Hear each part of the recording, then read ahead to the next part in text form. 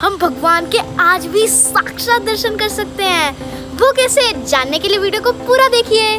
बाल गोपाल के सभी दोस्तों को वृंदा की ओर से हरे कृष्णा। तो चलिए भगवान के संपूर्ण साक्षात दर्शन करने। जब भगवान कृष्ण धरती पर अपनी लीला समाप्त कर चले गए तो पांडव बहुत दुखी हुए और उन्होंने भी इस संसार को छोड़ने का निश्चय किया।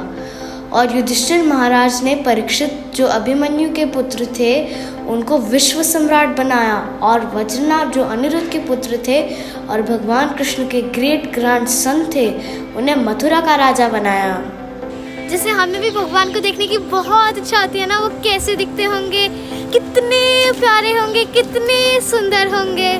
इसी तरह वज्रनाभ जी भी कृष्णा को देखना चाहते थे। वह ब्रज के साधु संतों के साथ मिलने लगे, भगवान की ग्लोरीज को सुनने लगे और सबको बताने लगे।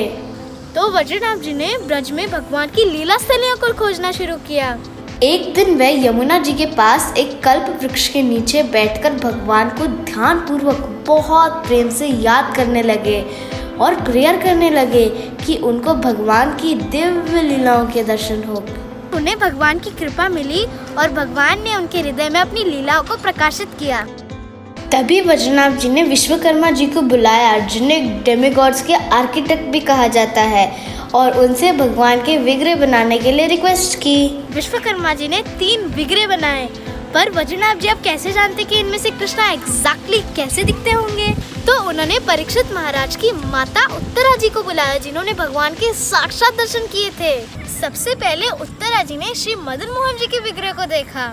मदन मोहन जी के विग्रह को देखते ही उन्होंने बोला कि इनके चरण बिल्कुल भगवान कृष्ण के लोटस फीट जैसे हैं। तो समझे फ्रेंड्स, मैंने आपको अपने पिछले वीडियो में ये क्यों कहा था कि अगर राधा मदन मोहन जी के चरण दर्शन कर लिए तो मतलब लॉर्ड कृष्णा के चरण दर्शन कर लिए।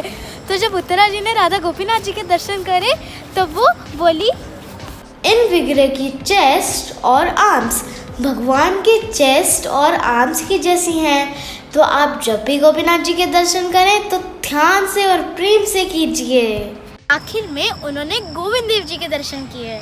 उन्हें देखकर उत्तरा जी बोली कि गोविंद देव जी का मुस्कुराता हुआ चेहरा बिल्कुल भगवान कृष्णा के मुख कमल जैसा है। ऐसे कहते हैं कि अगर हम इन तीनों विग्रहों का दर्शन एक ही दिन में सूर्यास्त से पहले करते हैं तो हमें पूर्ण रूप से भगवान के साक्षात दर्शन हो जाते हैं। मुगल रूलर्स का श्री वृंदावन धाम के मंदिरों पर अटैक करने के कारण ये तीनों ओरिजिनल डीटीज को राजस्थान में शिफ्ट कर दिया गया था। पर उनके प्रतिरूप डीटीज की आज भी श्री वृंदावन धाम में बहुत श्रद्धापूर्वक सेवा की जाती है और इनके दर्शन करने से भी आपको उतनी ही कृपा मिलती है जितने हमें ओरिजिनल डीटीज के दर्शन करने से मिलती है। क्या आपने कभी सोचा है कि भगवान अपने भक्तों के लिए बिना नमक के बाटी भी खा सकते हैं?